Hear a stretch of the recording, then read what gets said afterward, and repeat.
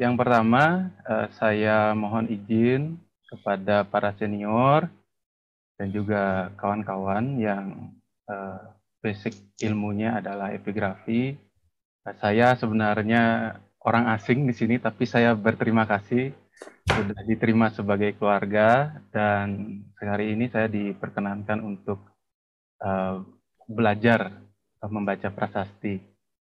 Jadi saya mengucapkan banyak-banyak terima kasih.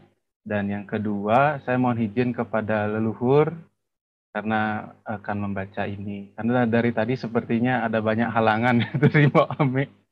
Halangan juga. Saya takut ada mistik-mistiknya. Oke.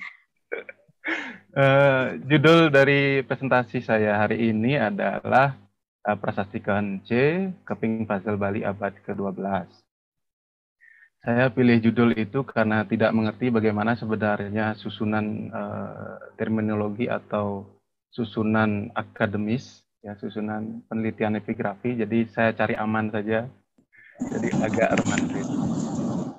Prasasti C yang akan saya bahas sebenarnya sudah pernah diteliti ya. Ada 3 nanti akan kita lihat. Nah di gambar ini entah ini foto milik siapa, saya mohon maaf kepada pemiliknya karena lupa mencantumkan sumber. Ini adalah foto dari Pura Kehen, tempat dari prasasti ini disimpan. Nah, Kehen itu ada di Bangli, jadi di yang berwarna pink ini, jadi agak imut warnanya. Di Bangli di sekitar Kintamani, jadi ada ada 4 apa namanya, ada 4 kecamatan di Bangli. Jadi Kehen itu ada di Kabupaten Bangli sini. Jadi ada Danau Batur juga di situ.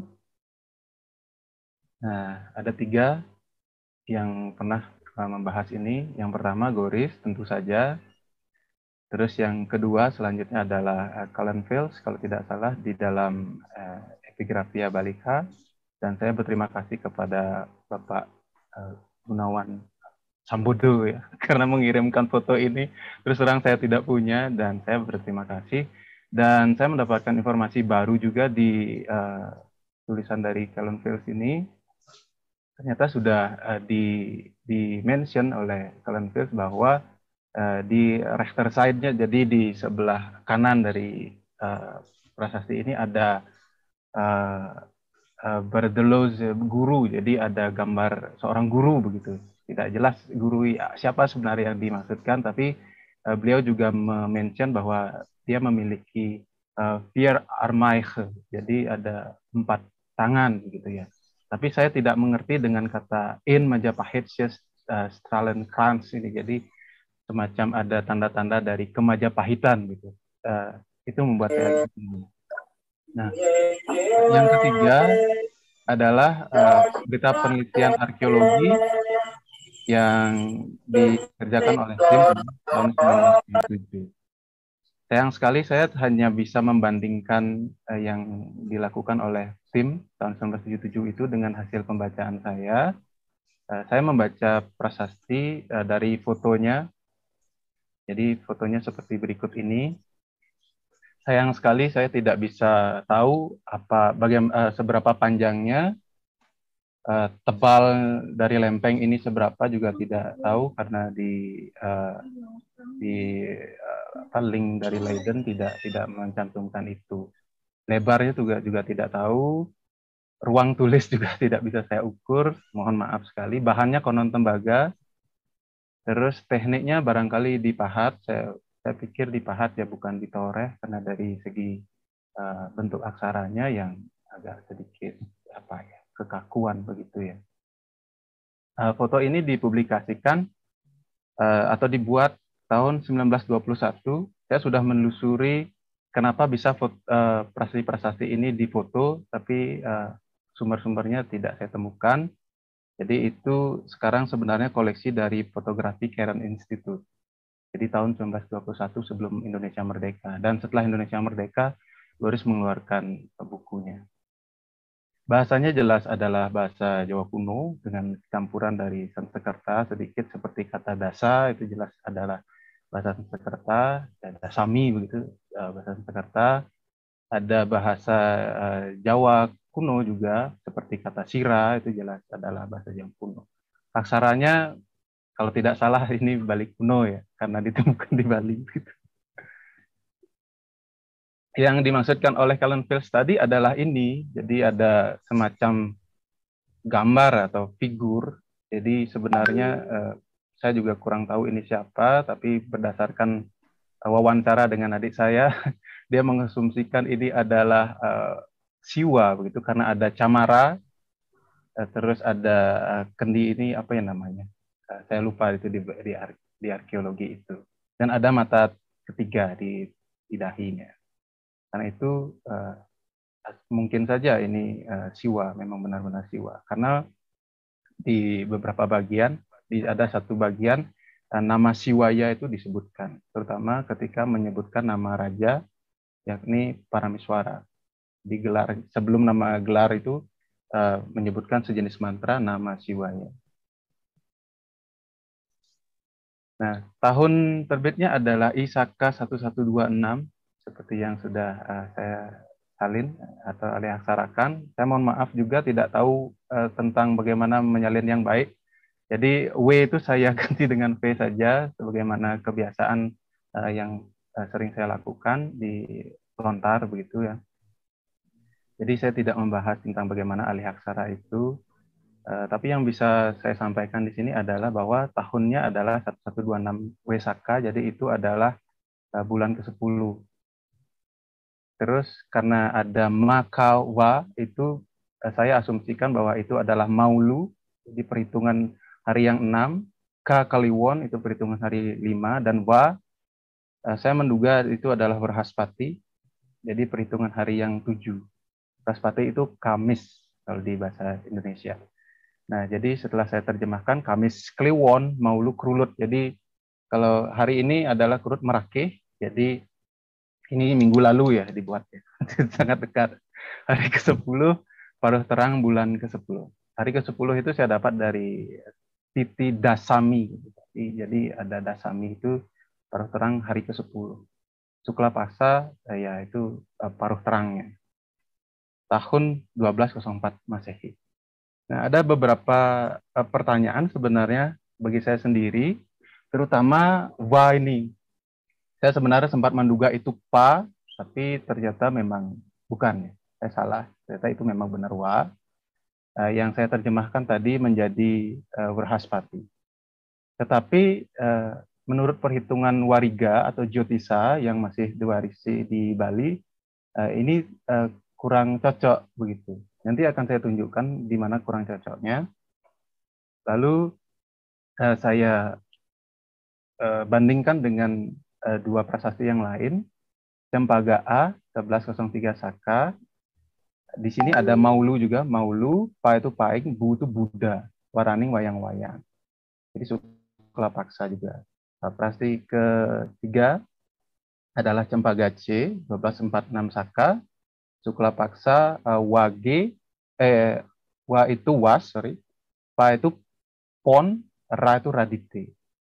Nah, saya mengecek itu apakah sesuai harinya dengan teknik ini. Jadi ini masih diwarisi di Bali, namanya Tika. Cara menghitungnya bagi yang belum pernah lihat, dari kiri ke kanan.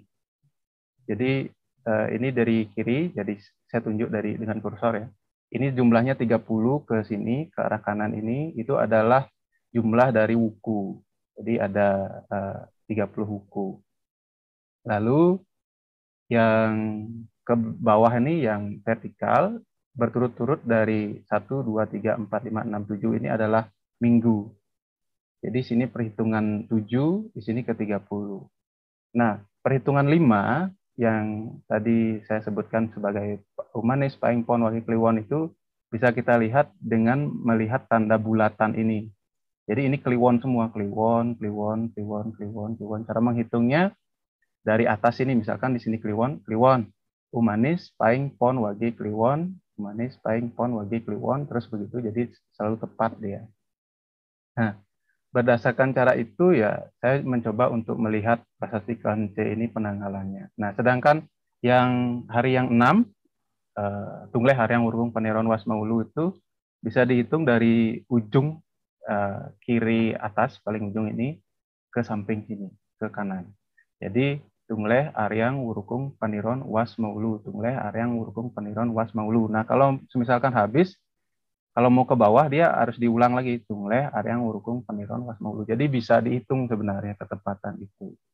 Nah maka daripada itu saya mencoba melihatnya di sini. Apa benar begitu? Uh, saya hitung kerulutnya dulu.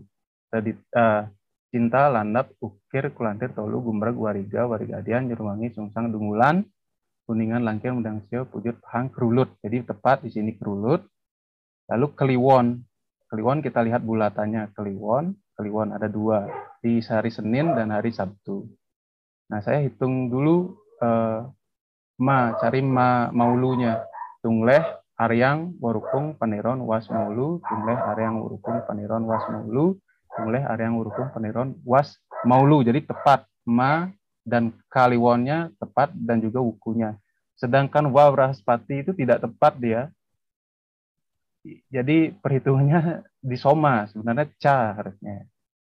Nah, saya bandingkan dengan yang kedua tadi, ini prasasti Campaga yang A, 1103 Saka, agak dekat umurnya.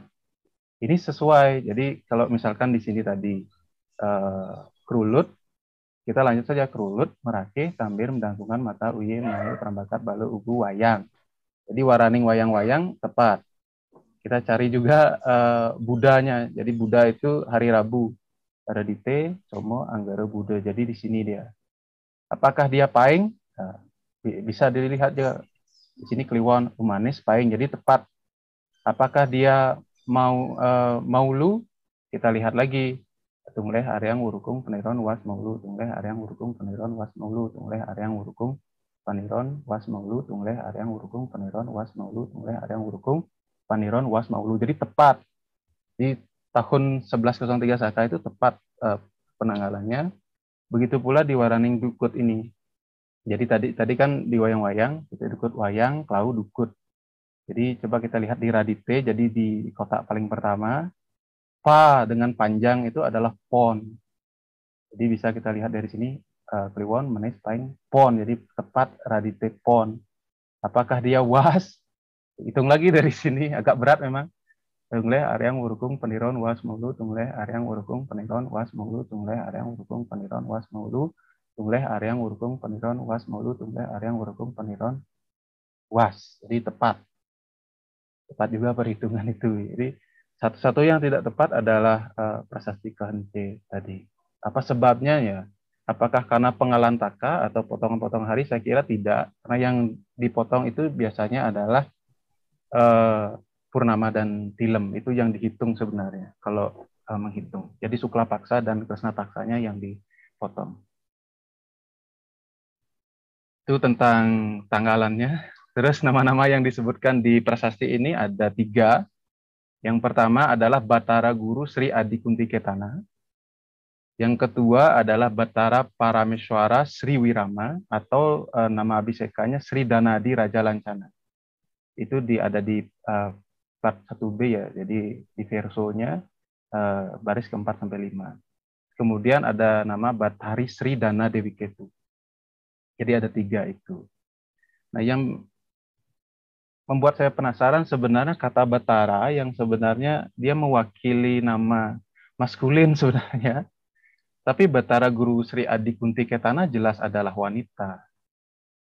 Kenapa begitu? Karena ada di bagian 1B baris ke-4 itu menyebutkan Wijanira, jadi anak beliau, Sira Batara Parameswara Sriwirama. Jadi Batara Parameswara Sriwirama ini adalah anak dari Batara Guru Sri Adi Kunti Ketana. Kemudian di plat nomor 2A disebutkan lagi Ripa Malakun Nibunira. Jadi di permintaan dari ibu beliau, maksudnya dari ibu dari Batara Parameswara, yakni Batara Guru Sri Adi Kunti Ketana.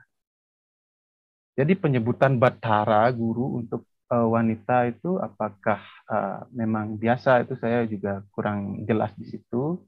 Mungkin bisa diberikan masukan nanti Nah, saya mencari perbandingannya memang ke titik Sutasoma, ya ke titik yang agak lebih muda ya di zaman Majapahitan. Di Sutasoma memang ada kata Batara Guru yang disebut sebagai Siddha Yogiswara. Konon Batara Guru ini berada di Sumeru Giri, jadi Gunung Sumeru.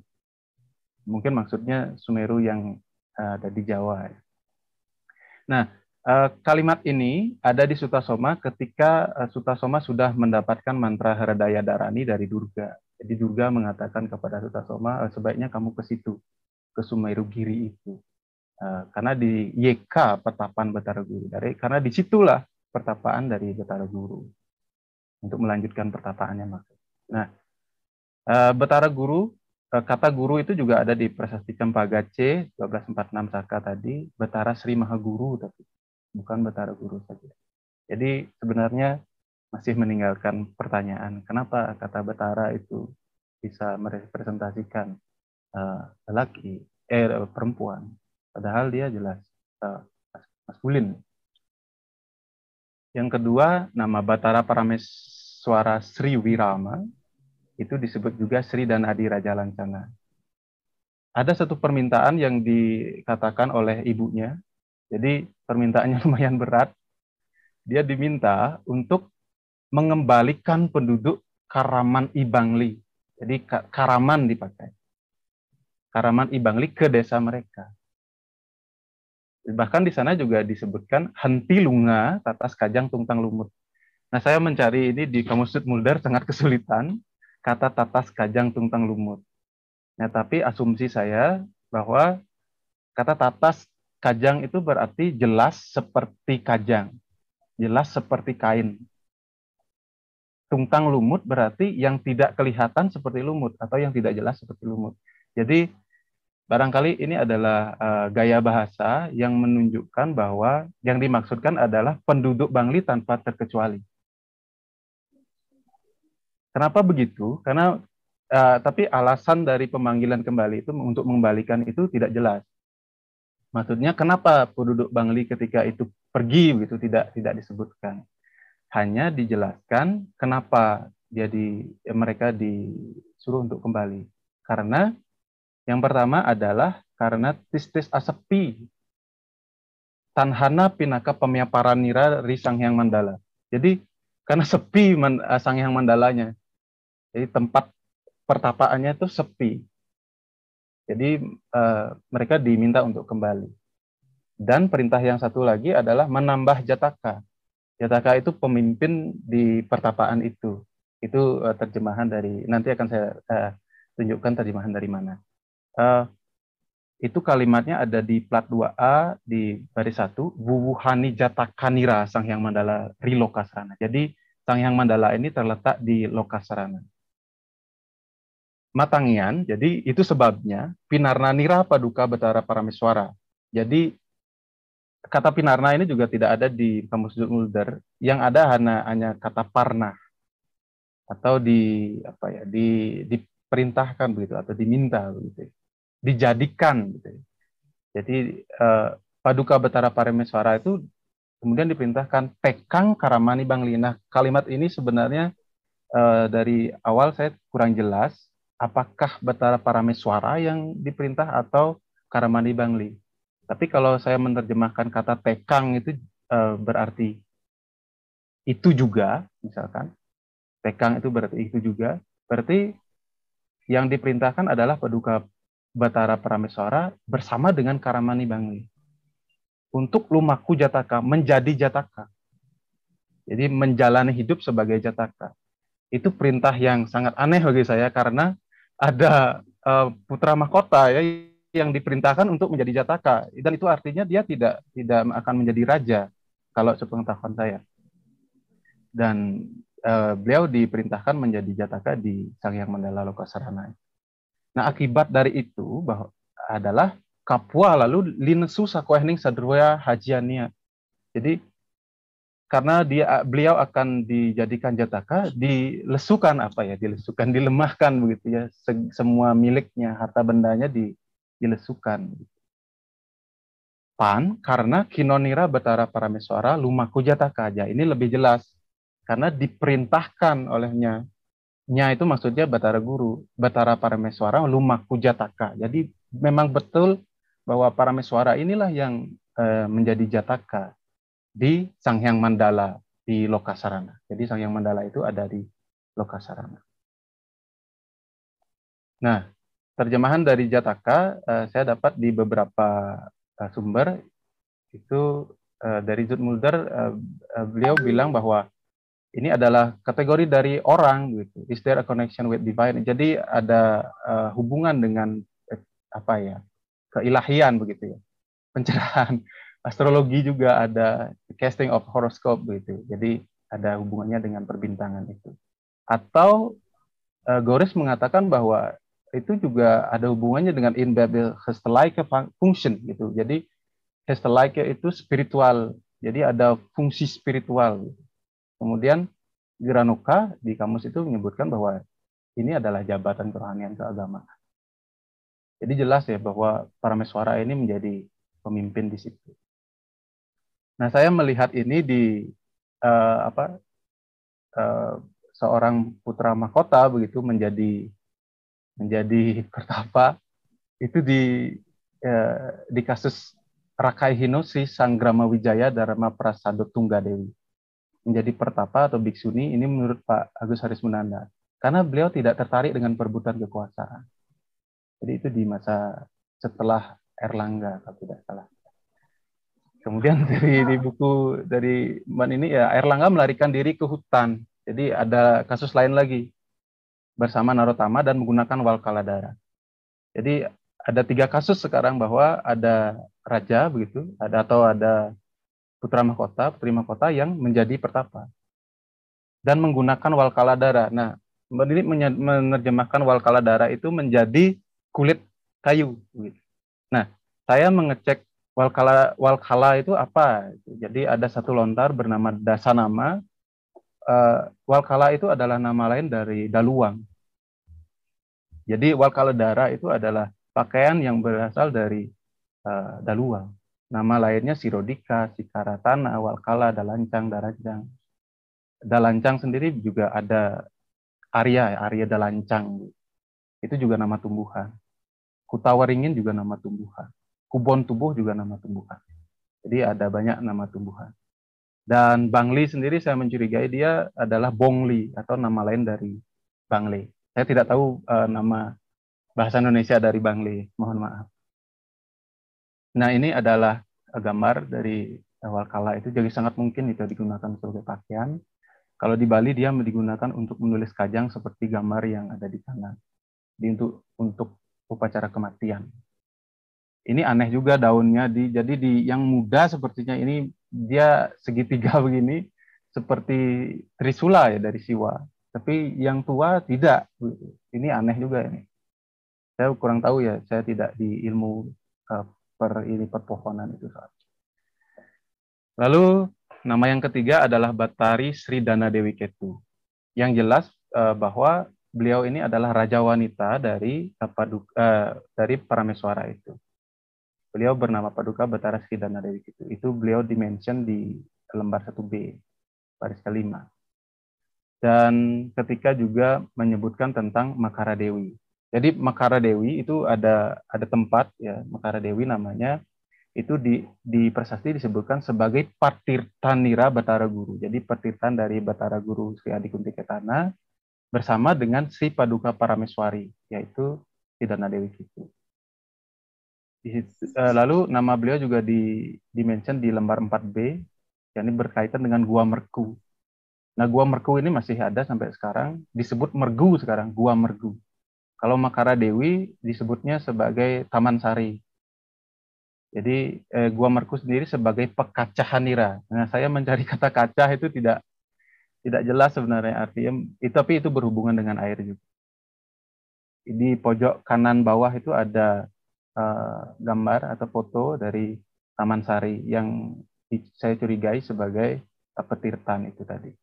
Sedangkan di dekat Gua Merku ada Candi Tebing yang sudah runtuh. Saya tidak tahu ini apakah Candi Buddha, atau Candi Tua atau apa. Kemudian aspek yang lain, puja caru ini juga menarik karena masih dilakukan. kita bisa lihat ya ada beberapa hal yang penting dicatat.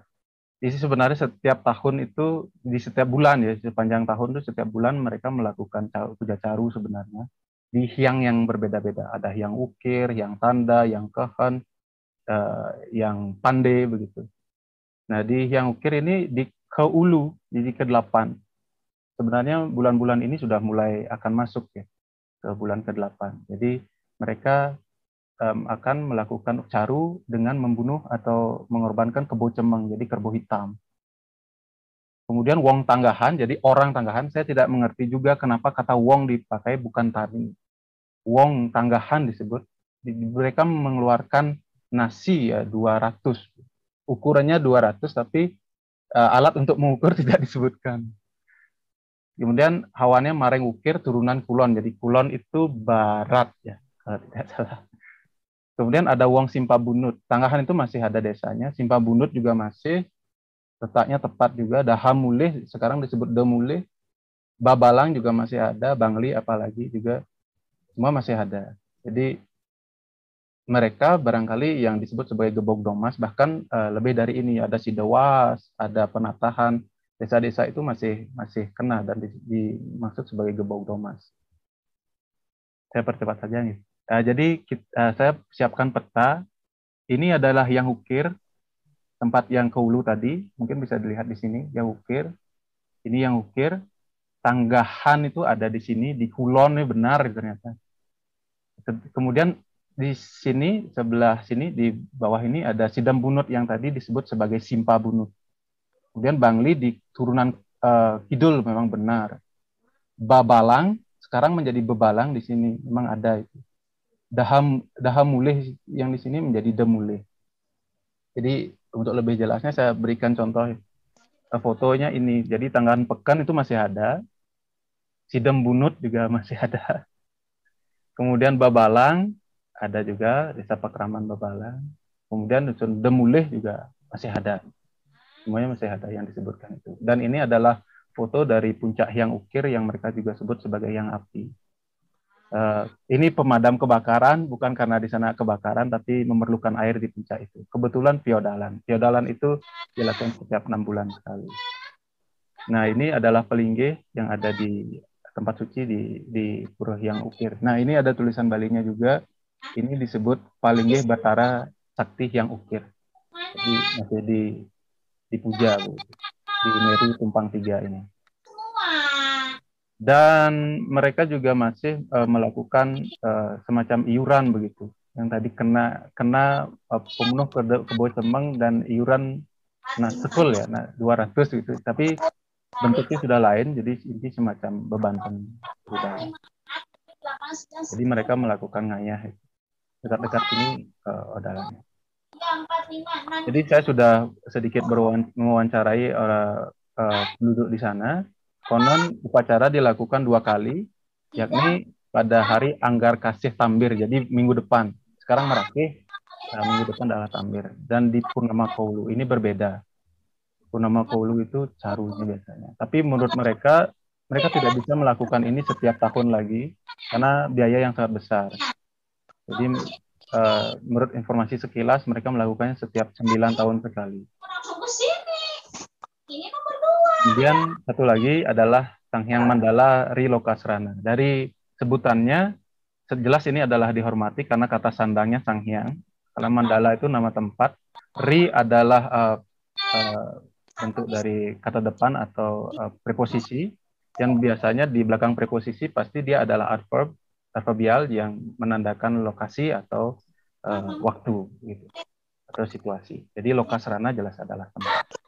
Nah, Mandala ini diterjemahkan oleh Pak Gus Haris Mengandar sebagai perkampungan kaum pertapa yang biasanya berada di tempat-tempat sunyi lereng gunung. Jadi memang ini foto dari yang ukir memang di lereng bukit ya. Tapi apakah di situ saya kurang jelas juga. Tapi kalau sekarang Lokasarana yang tadi menjadi Mandala, yang tempat Sanghyang Mandala itu sekarang sudah menjadi nama pasar dan terminal. Sekarang jadi nama pasar. Tapi sebutannya bukan Lokasrana, tapi Loca Srana. Jadi Loca Srana. Saya tidak tahu apakah karena salah ya mungkin atau bagaimana kata loka itu. Mungkin logikanya Inggris. Kemudian sapatanya sapata itu dikutuk oleh Batara Guru. Jadi Batara Guru yang dimaksudkan bisa jadi Siwa, bisa jadi raja yang tadi, Raja Winta yang tadi. Kutukannya adalah Wastu Sambarni gelap, jadi disambar oleh petir ya, tanpa hujan. Jadi tanpa hujan ada petir tiba-tiba. Tibahana ring wawatan tanpa kerana, jadi saya tidak kenal wawatan itu, kamus yang saya gunakan tidak cukup ya. Butaha tanpa cucuk, dari buta meskipun tidak dicucuk matanya, itu juga ada. Terus wineh pancagati sangsara de yamabala. Ini juga sangat sulit. Saya membaca satu studi tentang siksa kandang Inkarsian dari naskah Sunda juga menyebutkan ini pancagati sangsara, tapi tidak jelas maksudnya. Nah, saya mencari di Wariga, ternyata pancagati itu berhubungan dengan Umanis Paing Pon Wage Kliwon tadi. Jadi setiap kelahiran yang kena pas itu akan memiliki pancagati. Jadi di situ ada hari jeleknya ya, hari buruk misalkan, itu akan ditimpa keburukan itu. Jadi itu adalah sapatanya. Sekian dari saya dulu. Kalau banyak yang salah saya mohon maaf ya. Terima kasih.